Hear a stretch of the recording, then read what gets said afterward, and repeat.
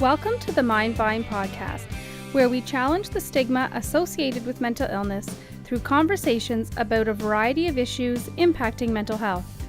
Here we bring you news, views, and interviews that intrigue, educate, and celebrate recovery. Leading us on this journey are the hosts of the Mind Vine podcast, Daryl Mathers and Chris Bovey.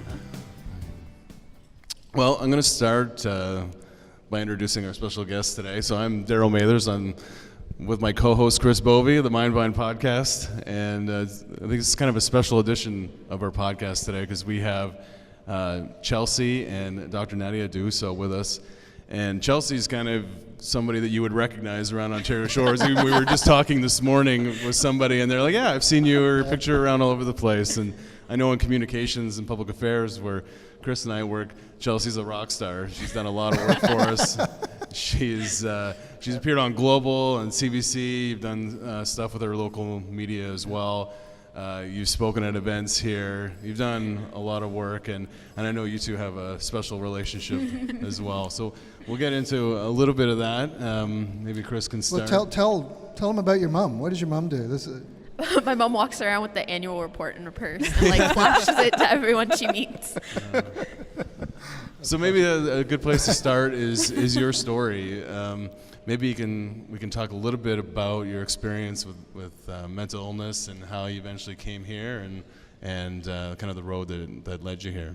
Okay, so my journey kind of started in elementary school. I started getting bullied because of the color of my skin, and I was at a predominantly white school. So a lot of people had an issue with it because it was a little bit after 9/11. So there was that whole racism bit with that. So as I got older, the bullying kind of followed me to high school, where that's when my mental health started to really decline. Grade 9, I was hospitalized for the first time, right before exams. And then it just kind of started a chain where I'd be out for 2 weeks and then in again, and then out for 2 weeks and then in again. So I spent most of my grade 10 year in hospital. I couldn't leave my house because my anxiety was so bad, and I was scared that I would get bullied. And then my anxiety came with voices and hallucinations that they were terrifying, and I still don't know how I got through that, because looking back at it now, it was like a living nightmare. So one of my last Lake Ridge admissions, someone mentioned Ontario Shores, and I cringed up inside because I thought it was a place with bars on the window and where they strap you to a chair and you can't move. So then my mom finally convinced me to get admitted, and that kind of started my cycle of recovery. And that's when you met Dr. Duso. Yeah.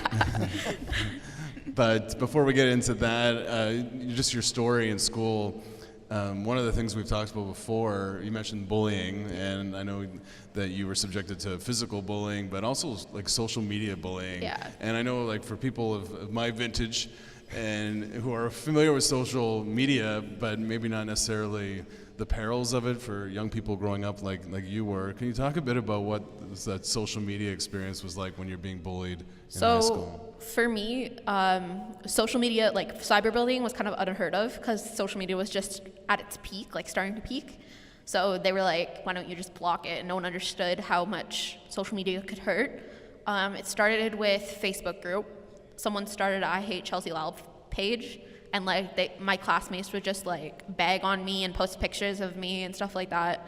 And then it escalated to a website called Ask FM, and it's basically an anonymous website where you can ask people questions. And I started going on it because of a school project, and then I started getting hate questions telling me to kill myself and stuff like that.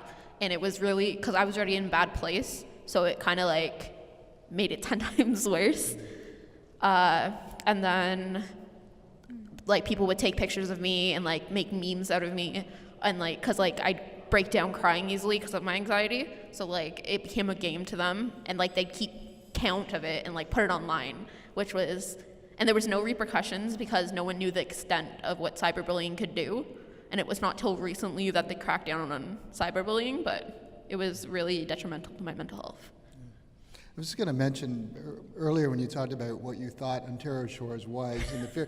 It's funny because I talk to kids too. Is your first introduction to your acute care hospital? You're born there. You kind of have an idea of what your local hospital is. But for kids growing up, a lot of what their first introduction is to a mental health hospital are video games, horror movies. Yeah. So they don't have the context at a young age, which is unfortunate, and that led to you to fear to actually coming here in the beginning. Unfortunately, I decided it would be a good idea to watch Girl Interrupted before I came. So I was kind of scared about some of the stuff I saw, and it didn't really help that I'd watch that. Right. So. Dr. Dusso, is that a common theme that you see with the young people coming into care at Ontario Shores?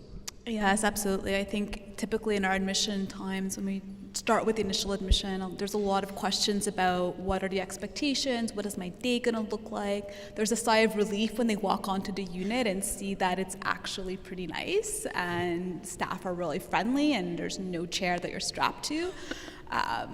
Being facetious, but not by much, because again, mental health has a huge stigma in the media as well, and how people recover from mental health has a different type of stigma or different types of associations. So yeah, very much so. So you're here, you get here, you're in a dark place up until coming to Ontario Shores. You meet staff like Dr. Dusso on the unit. Can you tell us a little bit about your recovery journey? And I know you two have a special relationship as well. Can you talk about the impact that people on that unit had in your life? So Nadia and Dr. Kriegel are literally the reason why I recovered, because they would drag me out of bed to go to group and meet with them. Literally. I'd fake sleeping because I didn't want to go to group. The nurses are really supportive. I remember one nurse in particular would print off quotes from books, because I love books, and they'd slip them under the door when I was sleeping. So that's the first thing I'd wake up to, and it really helped me when I went back to school, because I went back to school while in Ontario Shores. Every day I'd wake up and there'd be a new quote, and it was awesome. So, but it was really hard the first couple months because I didn't want to accept that I needed help. I didn't want to accept the diagnosis that I had, because I had kind of internalized everything and thought it was my fault because of the bullying. And I know that it went around my school that I was in here, and that didn't help either. And I feel like it took a long time for me to realize that I was sick and that I needed help. And I feel like it took a lot of guidance from Nadia and the nurses and Dr. Kriegel to tell me that it's okay to have a mental illness, and it's not gonna ruin your life if you. Yeah. Just getting back to the two of you, you have a nickname for Dr. Dusso. I call her Mama Bear because she was really aggressive with trying to get me to recover. So she was my Mama Bear on the unit. I would chase her down the hallway. Literally, I'd hear her heels clicking on the hall, and I'd climb into my bed and put the covers over my head and pretend I'm sleeping. But you can't fake sleeping in front of Nadia. She knows. She will find you. So I kind of stopped running because I knew I'd be found. So. Can I borrow you for my kids at home? I also thought, I think with Chelsea specifically, I think there's, I just saw the amount of pain that she was in and how much she was suffering. And I think her story and, being there from the day she entered the unit, it just really motivated me to try to push as much as I could, right? Well, and Chelsea had, from our perspective, Chelsea's journey has been remarkable. And amazing. I can only imagine what it's like for you, having seen her come to the unit on that first day, kind of in a dark place, to seeing her today, what that experience might be like for you. It was interesting. As I was coming up the steps, I was preparing myself a little bit. I was just so excited to see Chelsea. And then I didn't even recognize her sitting here for a moment. I'm like, is that her? Could that be her? And every time I see her, I have that impression. She just looks different. Everything about her is different. And when I saw her through her admission, especially the first day I saw her. So yeah, it's a remarkable journey that I'm so happy she allowed me to be a part of. I remember that they, on my last day at the unit, they showed me a picture of when I started, and you could see how depressed I was, like how sick I was. You could see it in my eyes, you could see it in my facial expression, and like I started tearing up because the difference that like 5 months can make is insane, and it just really moved me to continue to recover because I knew like I had them to support me. So. And how's it been? You've shared your story, we put it out there. What kind of feedback are you getting from peers or other people in the community since you've shared your story? It's actually interesting because I got discharged, and I got discharged with you guys, so like it's always been a part of my recovery, like sharing my story, and it's helped like motivate me on my bad days, because evidently you do have bad days, but you just got to remember to cope. Looking at like my news stories and stuff like that, my friends actually like will play it like in class. Like I'll be sitting at the back of the class and I hear my voice and I'm like, oh God, guys, please stop. Or like the first day of the semester, they showed my teacher and they put it on the smartboard and I'm like sinking back in my chair because I was like, oh God, because I was scared of what the reaction would be. But my entire school has been really supportive. Like when we did the interview at my school, I had people coming up to me saying how strong I was and saying like how their stories like, mimic mine. And it was just really inspiring and it's really motivating. I know you've changed schools from the first time that you talked about your struggles and being bullied. But in that short period of time, I mean, I think both schools would have similar challenges in terms of mental health awareness and stigma and probably bullying. There'd be elements of that at both schools for sure. Have you seen, can you describe the difference you've seen in how you've been received from people, by your peers, by staff, since you've been sharing your story? At my old school, it was with people I grew up with. So they were used to seeing me cry, and they were used to making me cry, and they were used to seeing me as like a weak person. So kind of going to a new school gave me that like fresh start. I could be like Chelsea without the mental illness. I could be Chelsea, like I could find myself essentially and not have like that stigma attached as the girl that would break down easily. Like I formed a new kind of like personality and I found myself without my mental illness, which was, I think, essential. And I know that my school has been ridiculously supportive. They make sure, like, I feel like the difference in the years, how we like look at mental illness has definitely changed. Like within the span of 4 years, I can see like a big difference. Like they're more willing to talk about it and they don't brush it underneath the rug. And it's not like something that you hide anymore.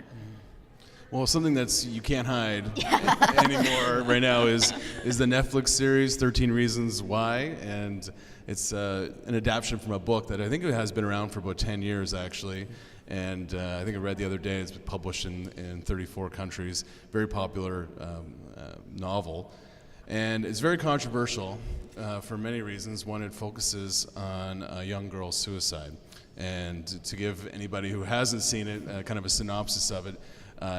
After her death, she leaves 13 tapes for people she feels played a role in her decision to end her life. And the way the topic of suicide and bullying, which the character goes through extensively throughout the series, is a real topic of conversation. We were talking earlier, you see people with very strong mental health backgrounds, whether they're in the media or in advocacy, have very different opinions about where they kind of stand on this series. And you have watched it, you read the book, you said, a couple times, and you've watched the series, and give us your thoughts on what it's been like for you. So I read the book at like the beginning of my mental health journey in grade 9 for an ISU, and I fell in love with it. And I think it was because I related partially to it. But as I kind of recovered, I started having a love-hate relationship with it, especially when it came to the Netflix series. The Netflix series, I feel it did a good job capturing like bullying, but it didn't capture the mental health piece of it. And I felt like a lot of the things that were in that TV show should not have been in the TV show. Like the character Sky, she says, I cut myself so I don't kill myself. I feel like that's kind of teaching people who are depressed to self-harm, because I know I started self-harming because of the media, because I saw it on Tumblr. So I feel like that's kind of like a toxic mentality to give out, especially on a Hollywood TV show. And then I have an issue with the part where they show her suicide, where they zoom in on her slitting her wrist. That was I have been recovered for 2 years. I have not had a hitch, and that made me go into a bad place for like a good 2 days. I feel like no matter how strong you are with your mental health, that there should have been like a trigger warning or something at the beginning of the episode. There should have been like, hey, if you have mental health or like issues or like this, there was no like viewer discretion at all. In the book, she commits suicide using pills. So that was just another like Hollywood adaptation. Like I feel like I'd be fine with it if they zoomed in on her face, but not actually showed it. Yeah, I think it was very traumatic to watch that scene. It's a hard watch for me as an adult, and it stays with you. And I believe, I could be wrong, but in the book they don't actually depict, do they? She has this. I guess they wanted to show. They said we need a death scene in this. We need to show it, and their defense was we need to show it in its honesty and brutality, which I disagree with. But my biggest challenge with the Netflix series is in suicide, her voice for young people lives on. Yeah. Like her story, she seems to be able to, from your the way you're looking at it, kind of get revenge. Yeah, she's getting revenge, and you can see her getting revenge through these tapes, but it doesn't address the finality of suicide. And I think that's what scares me, because I think young people don't really understand the mortality and the sense of, it's done when you do it. It's done. done. And that was my biggest thing, is her voice lives on in this revenge, and that's not how the world works. I feel like they should have addressed certain parts of that differently. I feel like in the book, there are many variations that the TV show doesn't have, and I get it, it's Hollywood, but I feel like they should have used discussion when it came to adding some parts. Yeah. But on the other side, it's an opportunity to have discussions.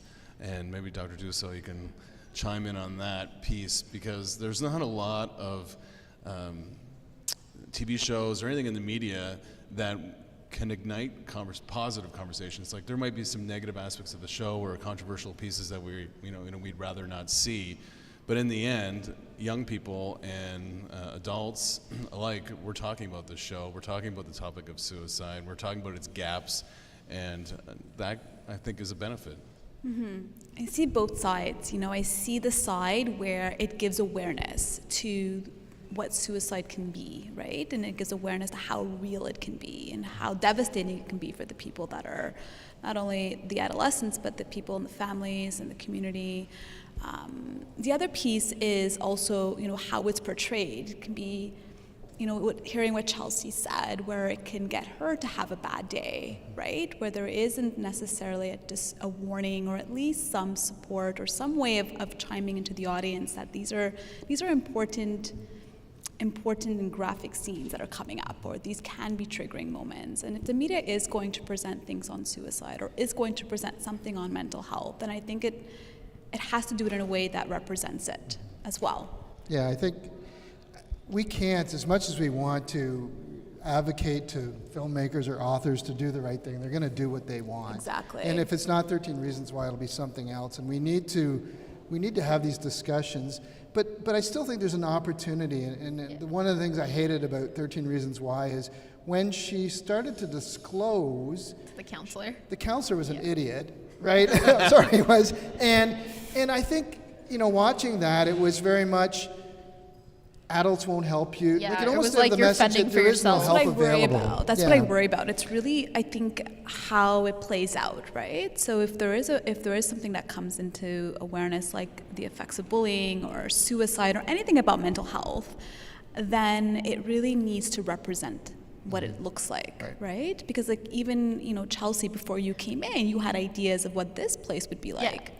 Right? And that came from the media, right? And if you're watching a scene and there's a psychologist or a counselor or a therapist not validating and dismissing the person, that also sends a powerful message that maybe getting help isn't worth it, right? And as a kid struggling with an illness that a lot of adults can't cope with, right? Plus life pressures, it would be easy for me to think, well, then what's the point? I feel like I have the love aspect of it is that it started a conversation. Yes, absolutely. It started amongst my grade. It started a conversation about the effects of bullying, and I know with my age group, we're we live on social media. Like our entire lives are on display. but we necessarily don't think about what we post, and we don't think about the effects it's had on someone.